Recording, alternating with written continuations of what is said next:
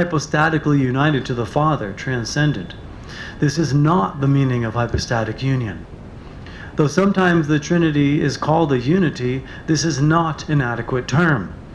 The Trinity is one essence with three modes of existence. The Logos, then, is not united to the transcendent or Spirit, and any talk about a union of the Logos, Son, with the transcendent Father is not a reference to the Trinity at all. The Trinity is not a united threesome, three individuals, three persons, or three entities. Although theologically speaking, the man Jesus was not hypostatically one with the Father, transcendent, and only hypostatically one with the Logos, Son, does this mean Christ's humanity is not one with the transcendent and Spirit as well? This question is what the Father-Son dispute was about. Is it possible to be united to only one of the Trinity and not with the others as well? In truth, it is not possible to be united solely to one and not the others. The Trinity is one essence, man is one essence, and Christ is the oneness of these two essences or natures. John of Damascus said this: "We declare that the entire and perfect nature of the divinity in one of its hypostases, Logos, was united to the entire human nature, not a part to a part." End quote. The only reason Christ is regarded as the incarnation of the Logos is because only the Logos has an existential union with matter, the physical body. But what of the Spirit's union with the soul, and the fact all being is grounded in the transcendent? Without the whole Godhead or Trinity, there is no whole Christ. All there is flesh. At least we can't say Christ is no body. Something else important to point out. Once the hypostatic union was eternally effected in God, it was not forfeited by human nature taking on individual existence. This is my input, not forfeited completely, that is. Back to the text. What was forfeited was not the immanent oneness of the two natures, but only human nature's participation in God's immanent and glorious divine nature. As said, this forfeiture or kenosis was necessary for human nature to live an earthly existence as an individual human being. Following its earthly existence, however, God's human nature returned to its glorious estate conceived in God. Thus the beginning was the same as the end. The Alpha is the Omega. Between the two, however, the man Jesus was born into this world a whole person, defined as the unitive state of man's earthly oneness with God.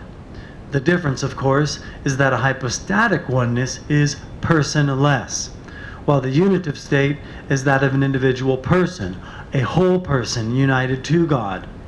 Another way to put the difference: on earth, God is in man, whereas in eternal life, man is in God. Big difference. Because God is no person, and God creates no person, God's hypostatic oneness with man is personless. Nothing so defines hypostatic union as its being personless. This is not a union with an individual human being or person. Hypostatic union is solely God's oneness with its own universal human nature, not a union with any particular human being. That this union is personless is what distinguishes it from all other types of union with God man can have or ever experience. The reason this union is not an experience is because there is no person to experience it. Experiences belong to individual persons, whereas man's universal human nature has no personal experiences. As said, in God, man participates in God's own dimension of existence. So where God's universal human nature is personless, Jesus' human nature was that of an individual person.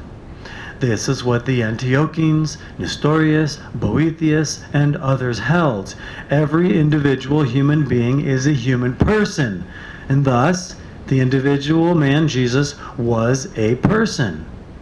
The true nature of Jesus' death, however, was the loss of his personhood, and the resurrection is the revelation of human nature's hypostatic, personless oneness with God. If this truth is difficult to grasp, this is unfortunate, because how it went for the man Jesus is how it will go for every human being. Because Christ reveals the truth of man, the difference between God's own personless human nature and every man's unique person is imperative to understand. This is not only necessary for a true understanding of Christ, but for an understanding of everyone's eternal life with God. So let us go over the incarnation as succinctly as possible. Bottom of page 337, number 1. What is called the incarnation was God conceiving and creating man's universal human nature, one with itself, and this hypostatic union or oneness is the true nature of the eternal Christ. Number 2. By hypostatic union, we do not mean God's union or oneness with any individual human being, but solely the eternal oneness of God's divine nature with God's own universal human nature. Number 3. For the sake of revealing this eternal oneness, God destined for all men, God's universal human nature had to undergo kenosis. That is, had to become an individual human being capable of existing in this world, of living every man's ordinary life on earth. Thus, we have the earthly incarnate Christ. And though not the eternal Christ in God, this was not, however, a forfeiture of the eternal hypostatic union, but a forfeiture of human nature's participation in God's eternal divine nature. Number 4. Just to live the human experience, to even function in this world, it was necessary to become an individual person, a particular human being, as is everyone else on earth. Number 5. Kenosis, then, was the transition from God's own personless human nature to becoming one's own individual person. Number 6. The one born into this world, however, was not just one particular individual, but a whole person, defined as theosis, a unitive state, and all this means. This unitive state of being was as far down or out of God as human nature can go without forfeiting the hypostatic union. Thus, one could say it was God's own universal human nature that was born into this world, yet the individual man Jesus was the human person. Footnote 1.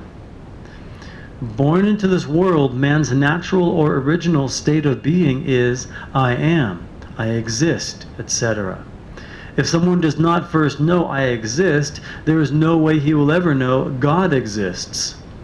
Without his natural I am, man could never come to the supernatural unitive state of being we are.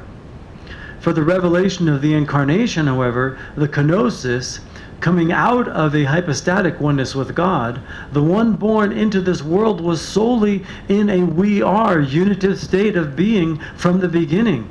The hypostatic union, of course, is neither the state I am God or we are one. Rather, it is totally personless.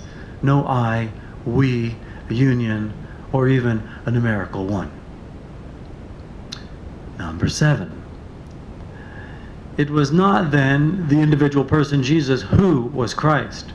Christ is solely the oneness of two natures, and not a person or who. The man Jesus had no dual natures, and God has no dual natures. Only Christ is the dual natures of God and man. Christ's human nature is undifferentiated, personless, whereas Jesus, an individual human being, was differentiated, a human person. Obviously, for an understanding of Christ, it is imperative to distinguish nature, what one is, from person, who one is, for they are not the same. Using the past tense, we could say Jesus was a person, because the true nature of his death was the death of his whole person. The whole